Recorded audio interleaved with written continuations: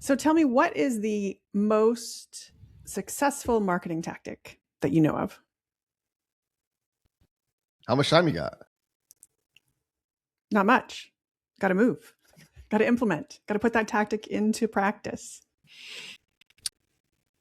The most successful marketing tactic will vary wildly depending on the organization, its audience, the culture, the values, the value proposition, the positioning, the message to market, the unique selling proposition, where the audience gathers, how they consume information. Is that too much? Well, I mean, hold on a minute. You run an organization, a company that teaches people how to market. So don't you just I should have one clear answer? Don't you have the quick right? answer? Yeah, I should have. This is the one. Yeah, right. If I am truly a marketer, which I claim to be, right, then how can I truly be a marketer without some kind of a X is the thing that works and everything else is dead? Exactly. And if you're not doing X, which is the thing that I happen to sell a program around, then you are a fool, kind of stupid, probably lower IQ, and that's why you're poor. But we can fix it. We can fix it really fast. Oh yeah, then just hand me a pile of money, and then then you're smart, intelligent, above average IQ, better looking, and great body. You'll have a great body too. Yeah, there you go. It all just happens. It's interesting though, right? Because that's often what people want, right? It's what they ask for. It's what they are drawn to. And I think, the point I'm going to put across is it's not really what they need. Well, and I think where this came from was we had a brief chat about this, and I think the previous or one of the recent episodes about shiny object syndrome, and in our observation is that a lot of consultants, when they're faced with some kind of a pipeline problem, right, usually surfaces because they lost a client or they for some reason are facing some kind of a revenue disruption, and they realize they need another client, but they don't have a pipeline. And then they go, okay, well, how do I get clients? That kind of comes to question. How do I get clients? How do I find my next client? And for a whole bunch of reasons that we're probably going to detail today, people tend to default to some kind of tactical solution. Probably because somebody in your feed told you that, oh, if you need clients, you should be doing this thing or that thing or whatever other thing. And so we tend to default to tactics. Okay, let me send some LinkedIn messages. Let me publish some content. Let me send some email, whatever, some kind of tactical thing. And what we're not so subtly driving at here to kick this episode off is that's a really bad strategy, because different businesses, different offers, different value propositions, different audiences, all warrant potentially different tactics, or even within a tactic, different execution, different styles of execution within a given tactic. And so if your solution to I need a client or I need to build pipeline is to jump on some tactical bandwagon because some guru in the feed told you that it worked for them and their clients, I mean, you're going to end up cycling through a lot of tactics before you ever find anything that works. And in fact, what we find more often than not, which is frankly heartbreaking, is that in your cycling through those tactics, you go out of business because you don't have the time to cycle through 10 different tactics and figure out what works, because that could take a year. That could take a year and a half. That could take 2 years.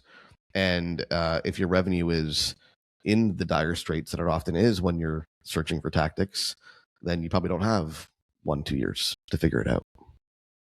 Yeah, and I would layer on that what you're also really talking about is the notion of feeling like you've solved the immediate problem versus truly solving the problem that you have. Because often those tactics will get you something, right? You use the example, how do I get my next client? It's entirely possible that one of those tactics, right, you're going to throw it at the wall. It's going to get you a client. Maybe not quite the right client, but a client nonetheless. And that feels good. And then you work with that client and then they move on. And now you're back at square one, because what you've not really solved, and this is true of solving most problems in life, right? If you don't solve the problem at the root of the whole thing, yeah, you're back to ground zero again and again and again and again.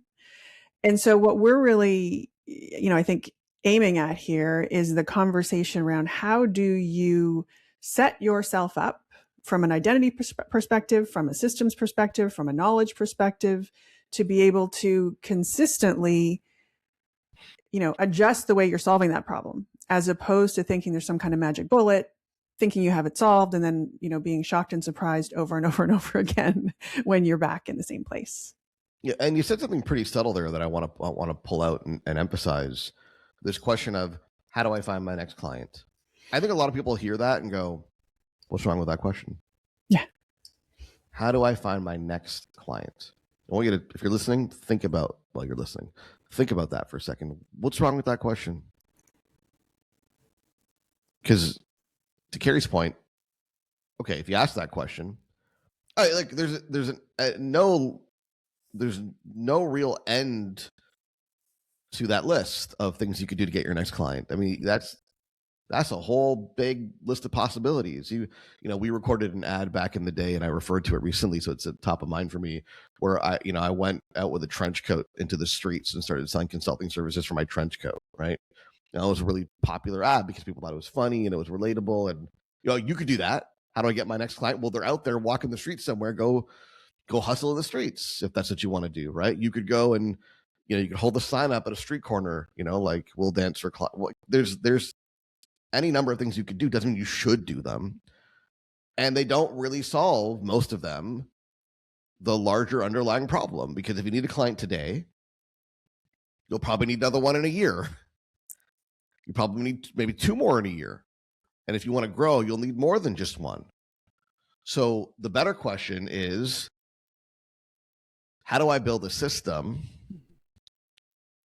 that consistently generates the kind of opportunity I need to maintain my minimum threshold of revenue for my business, but ideally pursue my goal? And that alone is something that I don't know what's going on with people these days. I don't hear many consultants talking about, well, here's my goal. I want to get to this level. I want this many clients. I want this kind of revenue. What I hear a lot of is, I just need to get one more. I just need to close this gap. Mm-hmm. I just need to get to this level that I was at before, either in my consulting business or earning as a corporate employee. I just need to just fix this and get here. And then, best case is you fix it and get there. And worst case is you don't, versus having a more meaningful target to shoot at that's not minimum threshold, but actually something exciting. It's going to open you up to a whole other set of strategies and tactics and possibilities that you're not even thinking of or don't have awareness of if your question is, well, how do I get my next client because I just lost one? Yeah. And I think the answer to your question, what's going on with people these days, is that people are feeling like things are difficult, right? We're in challenging economic conditions. And so it's interesting, when the world seems bright and sunny and opportunity seems endless, then people are setting those targets because they have this different sense that they can happen. As soon as it starts to feel harder, right? As soon as it starts to feel like the world is conspiring against your targets, then I think it's self-protection to back away from them, right? To not state them out loud and maybe not even state them to yourself. So it's an interesting time that we're in. But to your point, the people who understand that this too shall pass, right? Things get better, things get worse. We go through these cycles over and over and over again. And what's really important, I want to go back to language that we both used, I think, so, earlier in the episode, which is a system. right? Having something that you understand will work, having machinery in place, if you want to think of it that way. And that doesn't mean that you don't need to maintain the machine. It doesn't mean that you don't need to, update the machine.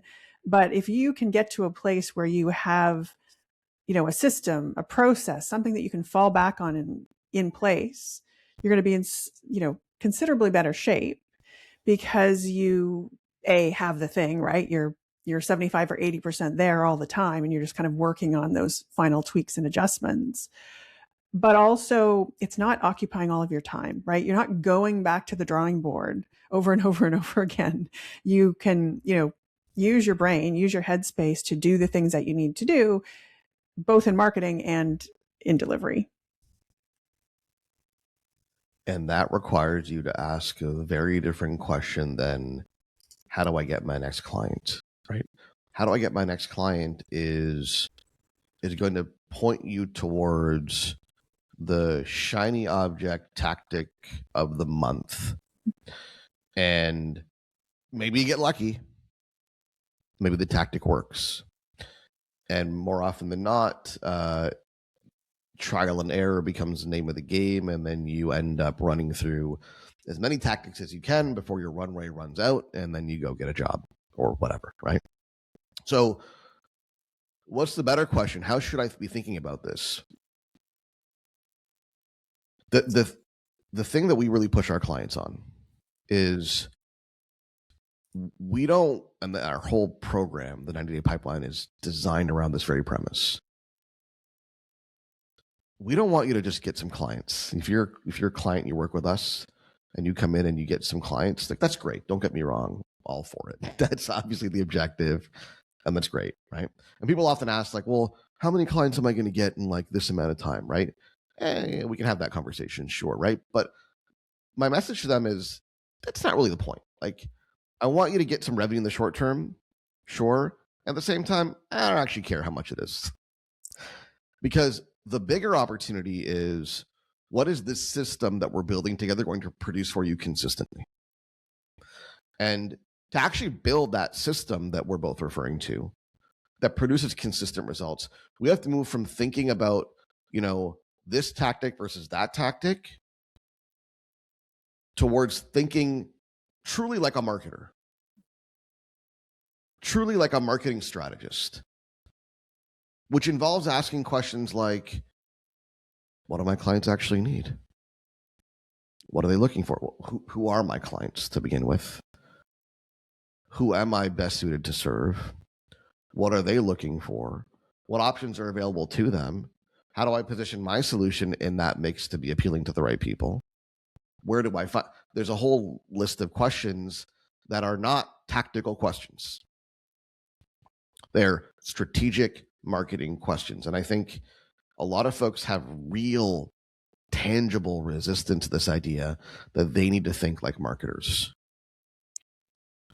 I want to refine that just a little bit, because you said think like a marketer, and then you said think like a marketing strategist. And I think that's the important thing, right? What we're talking about is thinking like a marketing strategist, not a marketing coordinator. And that's where you get to your point, to the answers to those deep questions.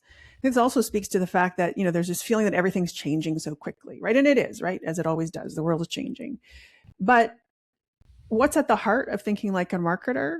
All those questions you just asked, that doesn't change. That doesn't change if there's a new platform, right? When LinkedIn and Instagram and TikTok and, whatever works right now stops working and move to something else. Those things don't change. Those things don't change when AI does whatever it's going to do, right? Those things are always, always critical. And it astounds me how many people try to jump past them or really minimize them and don't think from a, true marketing strategy position. And why? Because it's not immediate. Yeah. Because if I agree with you, okay, Amit and Carrie, I get it. I need to think like a marketing strategist, but I'm not a marketer. I don't understand marketing necessarily. So therefore, to do what you're suggesting, I need a quote unquote education in marketing. Well, that's way harder than spamming people on LinkedIn. And maybe I get lucky. Maybe I spam 200 people in my network and I get 3 meetings and I close a deal. That feels easier than getting a marketing education and learning how to think like a marketing strategist and asking these deep existential marketing questions. And you're right, it is easier and likely guaranteed failure. Yeah. So the choice I like you to make is not between easy and hard, but between failure and success. One path is harder, absolutely. And the people that tend to do the deep thinking required to pursue that hard path, and I don't need you to be the world's, to be clear, I don't need you to be the world's best marketer. That's not the goal. You're an expert in your thing, right? X, Y, Z, whatever it is. You need to be better at marketing than your competitors. Not better than me, not better than a whole bunch of other marketing experts. No. You need to be better than your competitors. You need to think more deeply about those key marketing strategy questions than your competition is, which is not the highest bar in most cases.